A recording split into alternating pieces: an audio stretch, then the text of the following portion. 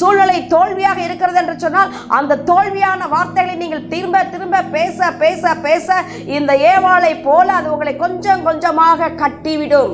உங்கள் சிந்தையை கட்டிவிடும், உங்கள் பார்வையை கட்டிவிடும், உங்கள் இருதயத்தை அது கட்டிவிடும். கடைசியில் உங்கள் சரீரம் முழுவதும் அது கட்டிவிடும். ஆவிக்குரிய வாழ்க்கையை ஒன்றுமில்லாமல் ஆக்கிவிடும். கொஞ்சம் கொஞ்சமாக சோர்வு அப்படியே உள்ளே வர ஆரம்பிக்கும்.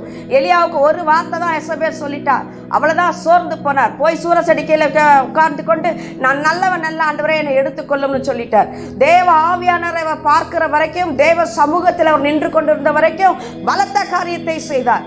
எப்பொழுது எசபேலின் வார்த்தைக்கு செவி கொடுத்தாரோ, நன்றாக கவனியுங்கள், ஏதேன் தோட்டத்திலே அங்கு அவள் சாத்தானின் வார்த்தைக்கு செவி கொடுத்தாள். இங்கு எலியா எசபேல் மூலமாக வந்த சாத்தானின் வார்த்தைக்கு செவி கொடுக்கிறார். அப்படியே சிந்தைக்குள்ள போட்டுருவான் பாருங்க. அந்த வார்த்தையை கேட்ட உடனே அந்த வார்த்தையை தான் நம்ம என்ன செய்வோம், விசுவாசிட்டே இருப்போம். அந்த வார்த்தை தான் பேசிட்டே இருப்போம். ஒரு நாள் அது அப்படியே நடந்துரும். ஆகவே கேட்கிறதா தான் பிரச்சனை அதிகமாக இருக்கிறது. ஆகவே நீங்கள் கேட்கிற காரியங்களை குறித்து மிகவும் கவனமாக இருங்கள். கேட்கிற காரியங்கள் தான் உங்களை பேச வைக்கும்.